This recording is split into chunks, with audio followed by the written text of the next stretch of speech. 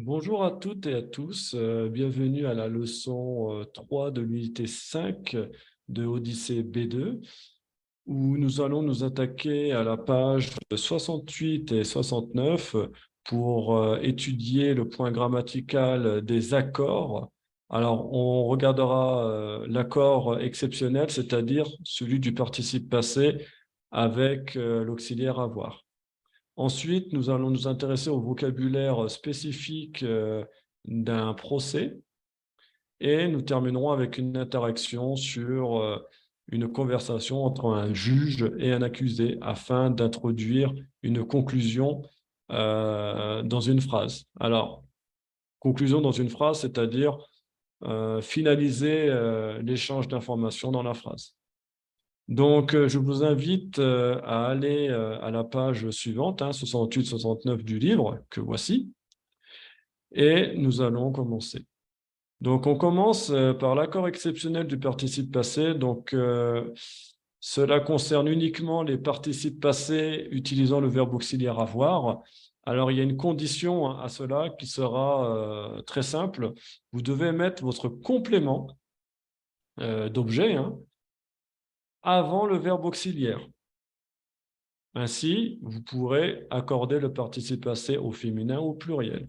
Maintenant, il faut savoir qu'il est impossible de placer un complément d'objet avant un verbe auxiliaire.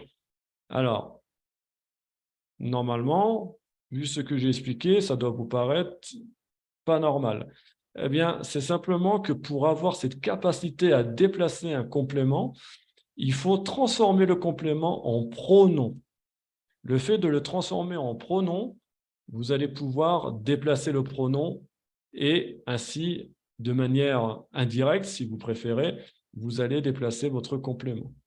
Alors, on va faire un exemple. On va prendre la phrase « Tu as mangé les dernières pommes rouges ». Donc, les dernières pommes rouges, c'est mon complément. En l'état actuel, je ne peux pas le déplacer.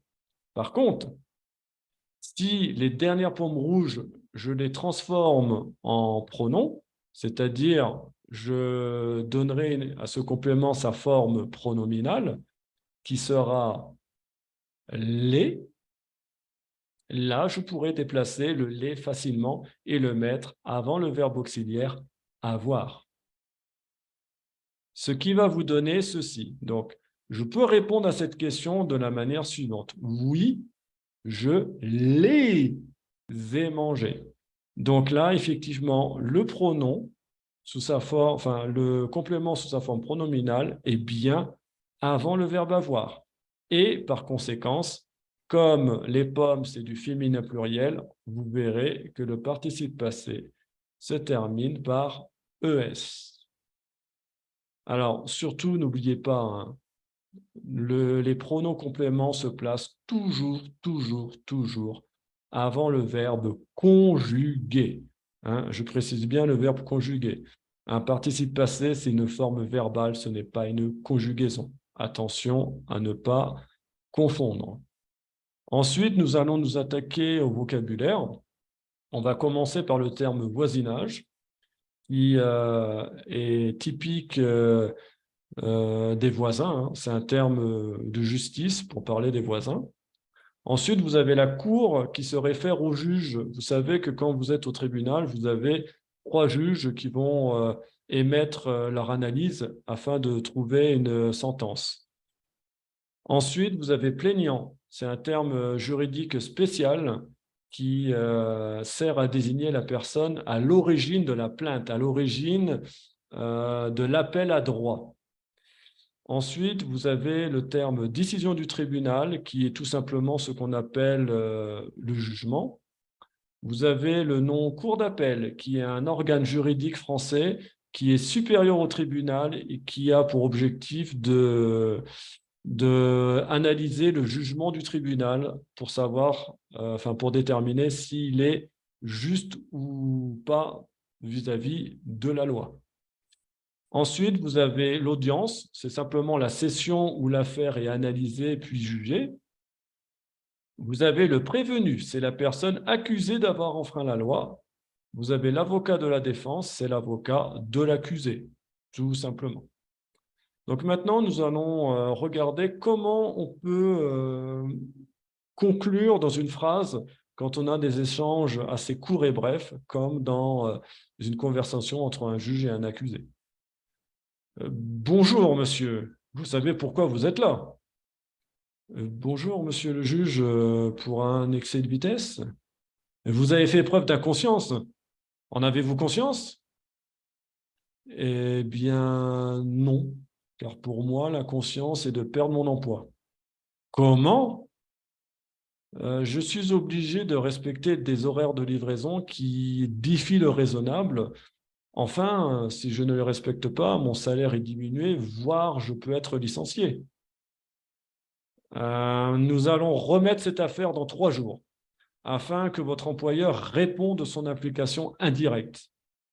Bien, votre honneur. Donc, vous remarquerez que l'accusé, hein, est celui qui va à chaque fois répondre de manière courte au juge.